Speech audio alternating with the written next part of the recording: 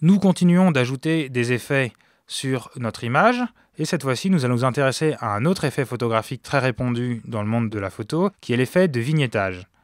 Le vignettage est dû au fonctionnement des appareils photo dans le monde réel, qui consiste au fait qu'il y a plus de lumière qui entre au centre du capteur photographique que sur les angles. Ainsi, généralement, surtout sur les objectifs de mauvaise qualité, nous aurons cet effet très présent où le centre de la scène sera beaucoup plus lumineux que les côtés. Généralement, dans le monde de la photographie, on essaye d'éviter d'avoir ces effets de vignettage, mais l'œil humain est tellement habitué à les voir que si nous les rajoutons sur notre rendu 3D, cela rajoutera un petit côté authentique qui fera encore mieux passer notre rendu pour une image réelle.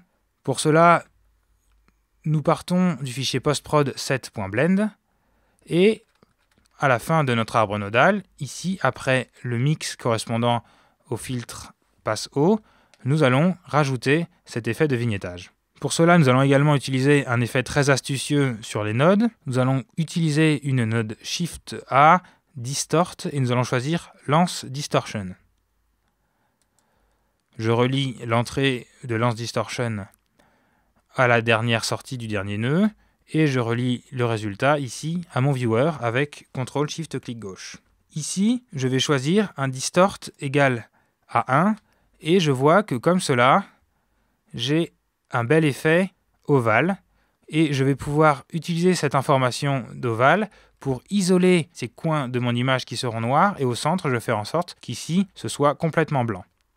Pour cela, entre mon nœud Mix et mon nœud Lens Distortion, je vais ajouter un deuxième nœud de type mat.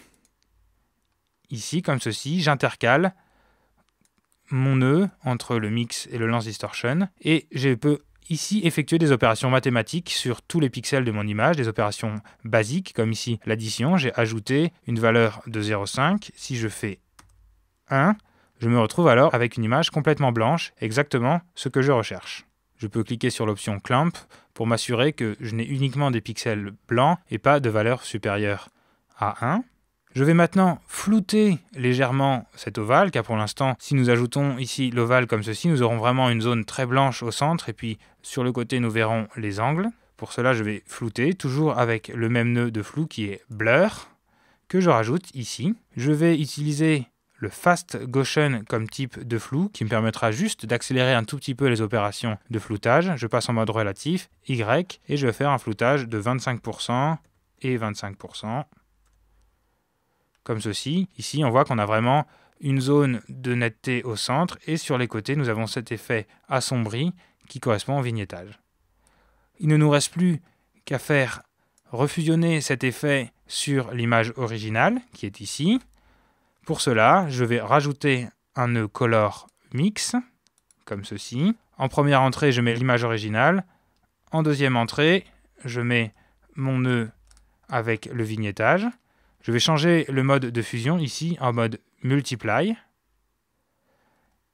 Ce mode consiste à dire que tous les pixels blancs de la deuxième image ici vont être transparents sur la fusion. Les pixels noirs, par contre, eux, vont rester noirs. Et on peut voir que si je compare avant l'effet de vignettage et après, nous avons un assombrissement des côtés. Ici, l'effet est un petit peu marqué. Nous pouvons le moduler avec le facteur et mettre quelque chose comme 0,7. Ainsi, nous avons un très léger effet de vignettage sur notre scène qui rajoute toujours plus de réalisme ici à la scène. Afin toujours d'organiser nos nœuds, avant de sauvegarder, nous allons ajouter cet effet de vignettage ici dans une frame. Pour cela, je fais Shift A, Layout Frame. Je redimensionne légèrement cette dernière et je sélectionne mes 3 nœuds qui correspondent à l'effet de vignettage. Je les déplace dans la frame. Ils sont automatiquement ajoutés. Et dans ma frame, ici, je vais la renommer en vignettage. Je peux changer la couleur et mettre, par exemple, une couleur verte, par exemple. Comme ça, on verra bien l'effet dans notre arbre nodal. Nous n'oublions pas de sauvegarder. File, Save As, Postprod 8. Et nous continuons nos effets de post-production.